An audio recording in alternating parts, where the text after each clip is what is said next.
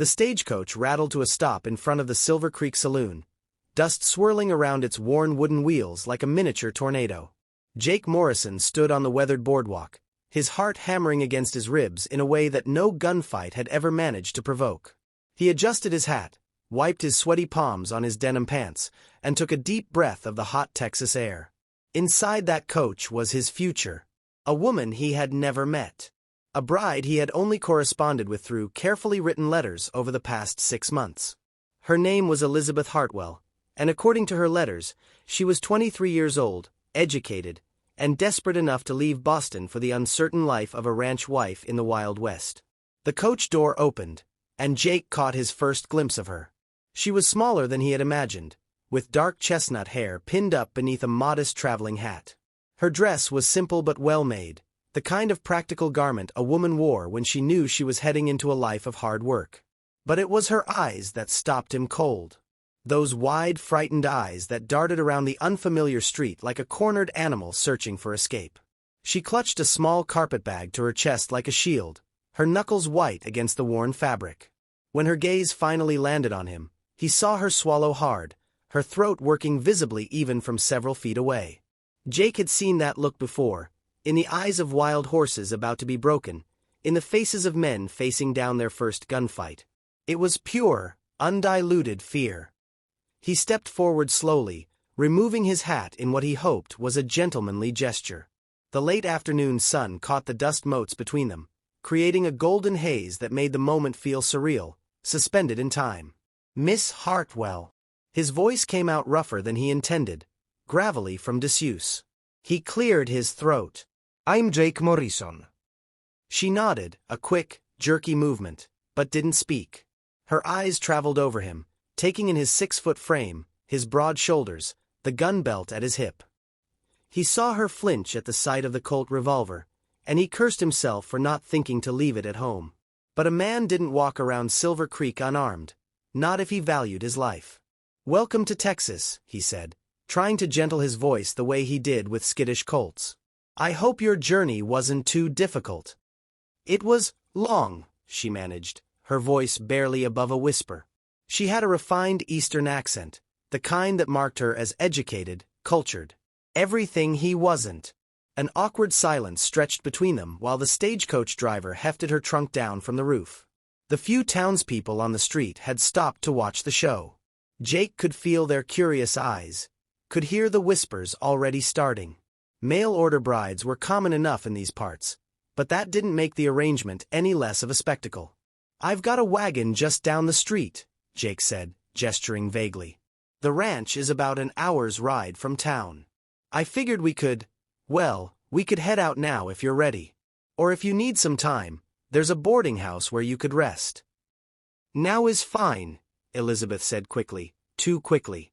She clearly wanted this awkward public meeting over with as much as he did. Jake picked up her trunk, surprised by its weight. She hadn't brought much, but what she had brought was heavy. Books, he guessed. Her letters had mentioned her love of reading. He led the way to his wagon, acutely aware of her following several steps behind, maintaining as much distance as she could without being obvious about it. He loaded her trunk into the wagon bed and then turned to help her up onto the seat. She recoiled from his outstretched hand as if he had offered her a rattlesnake. The movement was instinctive, involuntary, and it cut him deeper than any insult could have. "I can manage," she said, gathering her skirts and climbing up on her own, her movements stiff and ungraceful. Jake climbed up beside her, careful to leave plenty of space between them on the bench seat. He picked up the reins and clicked his tongue, setting the horses into motion. The wagon lurched forward, and he saw her grip the edge of the seat, her knuckles white again. They rode in silence through town, past the general store, the bank, the church with its white steeple pointing toward the cloudless sky.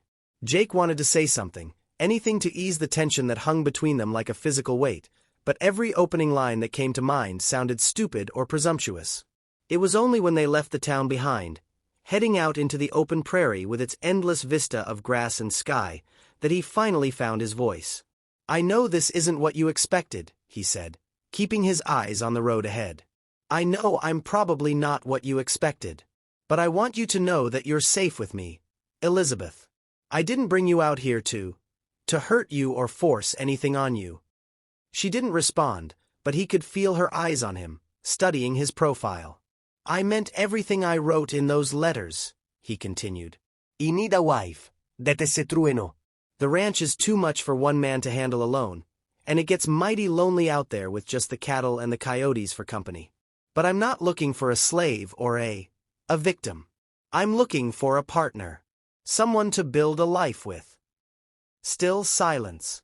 The wagon wheels creaked, the horses' hooves clip-clopped in steady rhythm, and a hawk cried out somewhere overhead. I know you're scared, Jake said softly. I can see it in your eyes. And I wish I knew what put that fear there, what you're running from back in Boston. But whatever it is, it doesn't have to follow you here. This is a fresh start for both of us. Finally, she spoke. You carry a gun. Yes, ma'am, I do. Have you killed men with it?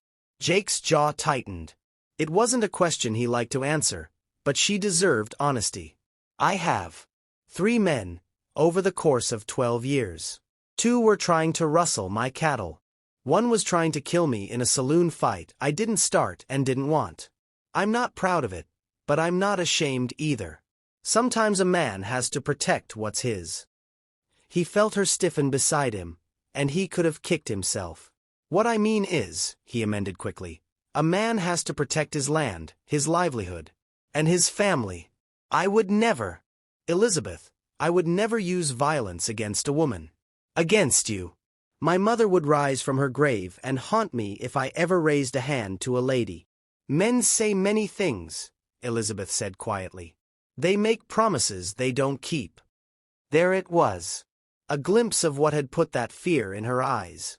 Some man, back in Boston. Someone who had made promises and broken them.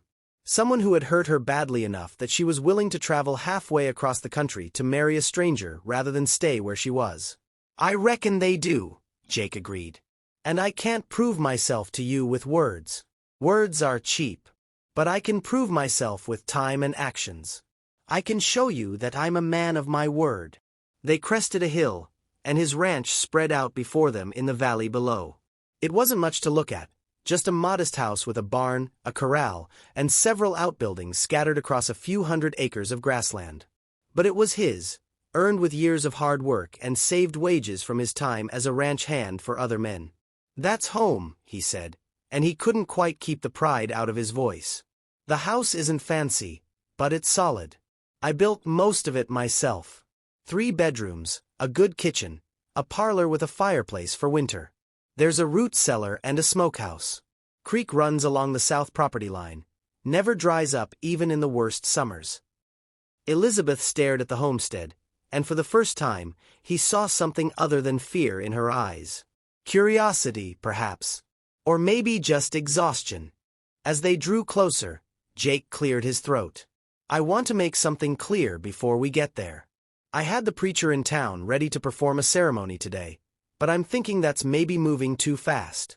You've had a long journey, and you need time to settle in, to see if this life suits you. To see if I suit you.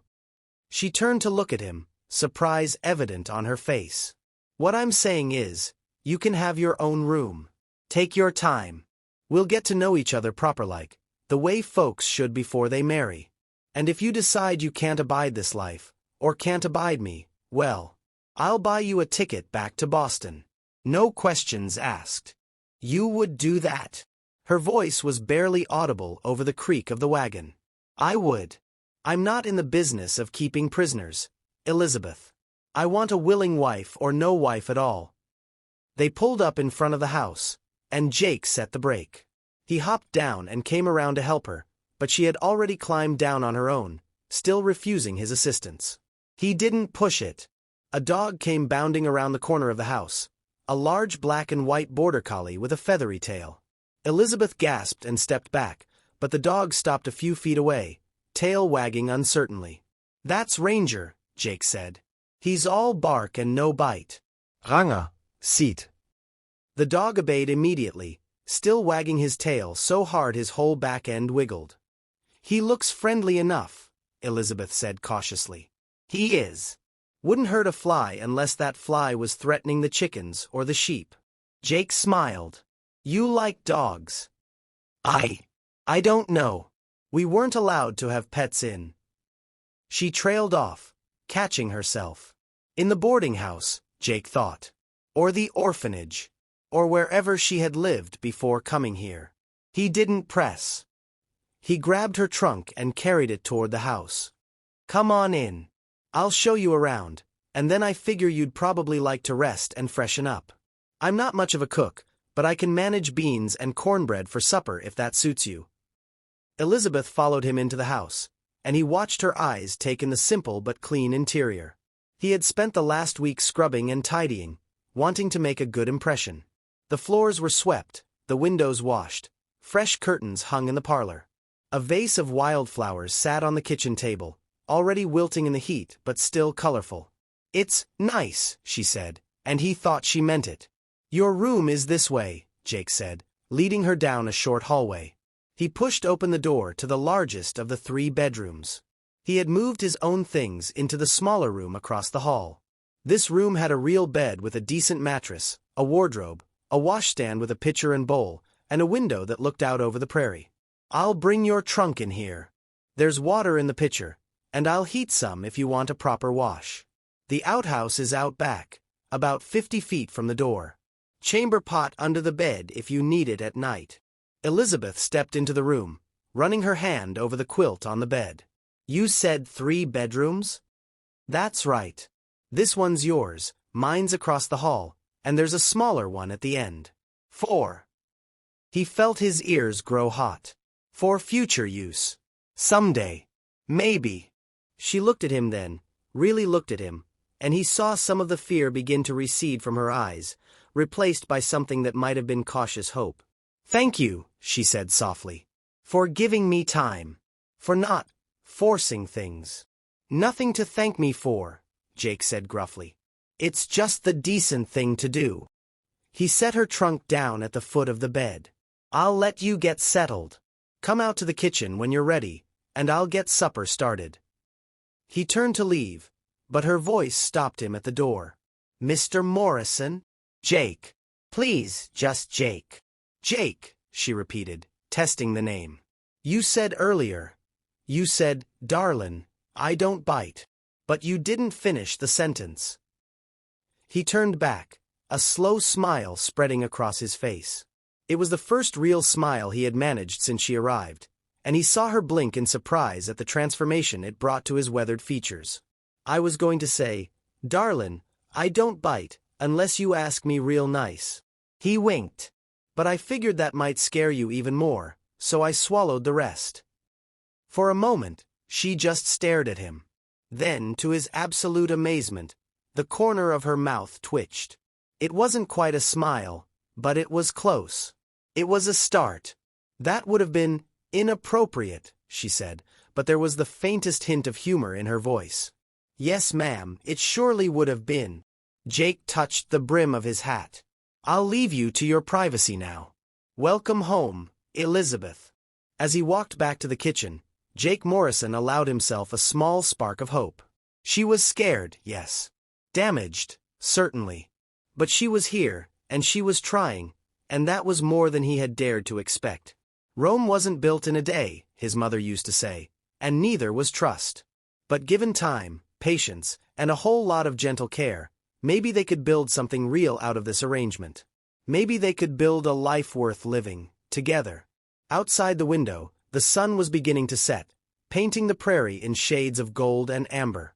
Tomorrow would bring new challenges, new awkward moments, new opportunities to prove himself. But tonight, for the first time in years, Jake Morrison's house didn't feel quite so empty. And that, he thought, was a start.